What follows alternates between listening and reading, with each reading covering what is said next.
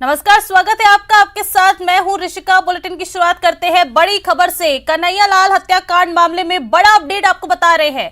High security jail पहुंचा आरोपी Javed, high security jail में शिफ्ट। मामले का बता दें कि ये 8वां आरोपी है जिसे हाई सिक्योरिटी जेल में भेज दिया गया है।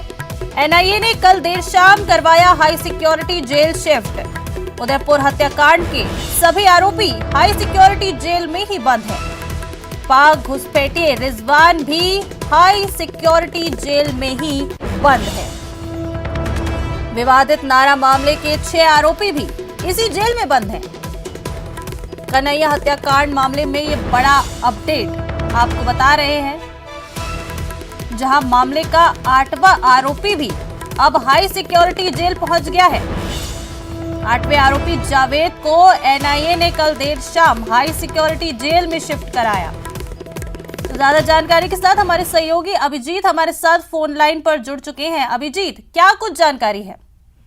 देखिए ऋषिका, उदयपुर कन्हैयालाल हत्याकांड की जांच कर रही एनआईए की टीम लगातार जो है इस मामले के केस की डिटेल इन्वेस्टिगेशन कर रही है। और अब तक जितने भी आरोपी अरेस्ट हुए हैं, जिनसे इंट्रोगेशन किया गया है, मुख्य आरोपी मोहम्मद गौस और सिद्दीकी के अलावा इन तमाम जो 8वां आरोपी भी पिछले दिनों अरेस्ट किया गया था, उसको भी पूछताछ के बाद कल देर शाम एनआईए की टीम ने सुरक्षा कारणों के चलते जो है हाई सिक्योरिटी जेल अजमेर में शिफ्ट किया है। और न सिर्फ उदयपुर हत्याकांड के इन 8 आरोपियों के अलावा कन्हैयालाल साहू हत्याकांड के बाद के उपजे हालातों के बीच में जिस तरीके से अजमेर में लगातार विवादित नारे और बयान निकलकर सामने आए थे, उनमें 2 अलग अलग मुकदमों में जो मुख्य आरोपी गौहर चिश्ती के अलावा जो उसके 4 अन्य साथी थे, वो भी इसी हाई सिक्योरिटी जेल में बंद है। इसके अलावा दरगाह थाने का हिस्ट्री शीटर खादिम जो सलमान चिश्ती था, जिसपुर की हत्या के लिए विवादित बयान दिया था, उसको भी इसी हाई सिक्योरिटी जेल में बंद किया गया। इसके अलावा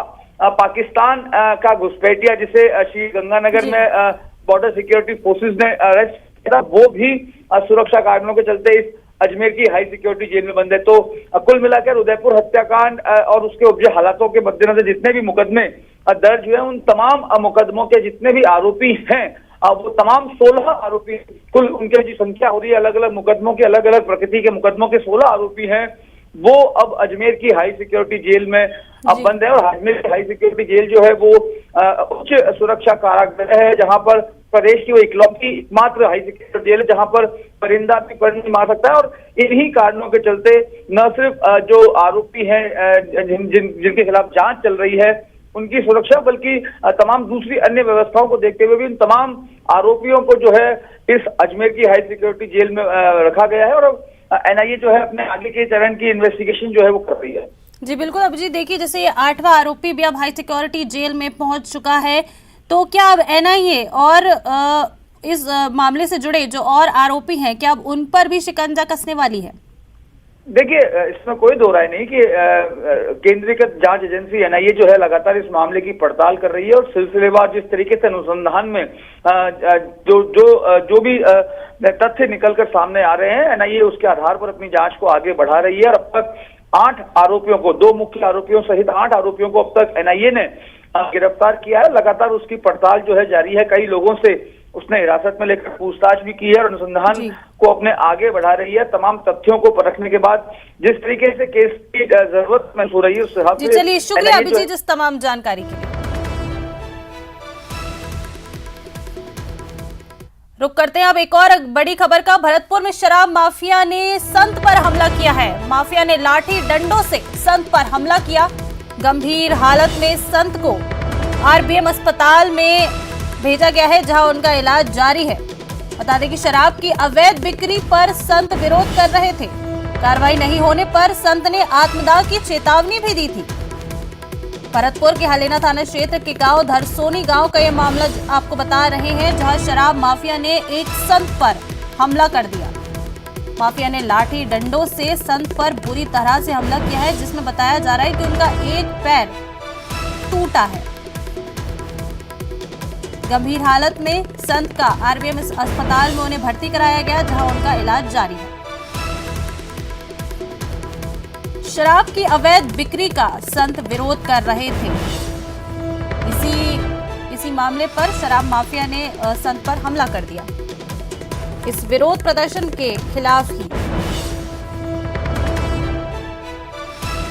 बता दें कि संत ने कार्रवाई नहीं होने पर आत्मदाह की चेतावनी भी दी थी।